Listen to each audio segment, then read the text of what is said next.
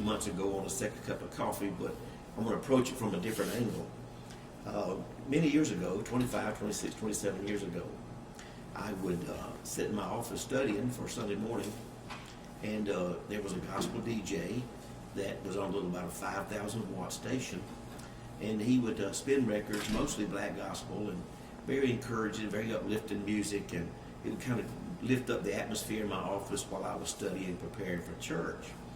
And he would spend a whole hour. He'd sometimes be aggravating because he wouldn't play a whole song through. He would turn the volume down, or the pot as it's called, and he'd turn the pot down and turn the song way back in the background. He'd send it to his aunt in Chicago, his uncle in Detroit, and a cousin in New Orleans. And of course, that's funny within itself because the station probably wouldn't reach him in about 3 miles radius. But anyway, in his mind, I guess he was sending it, and this was before internet. So, but he'd send it to Deacon so-and-so, and Reverend so-and-so, and Bishop so-and-so, and then to the sick and the shut-in and the incarcerated.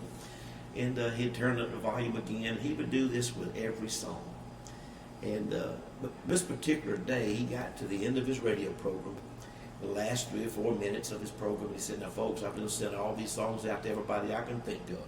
Aunts, uncles, cousins, all my relatives, my church family, the sick and the shut-in, and those incarcerated.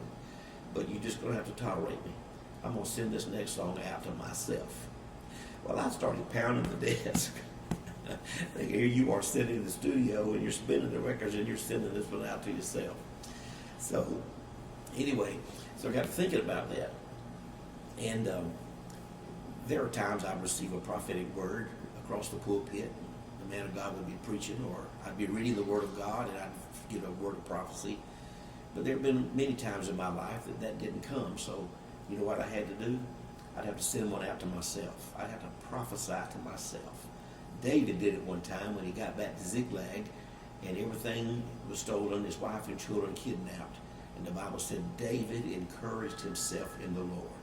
So today, if someone hasn't encouraged you and you need it, just send a record or a song, spin a record and send it out to yourself, and encourage yourself in the Lord. So I hope you have a great day. I'll talk to you later.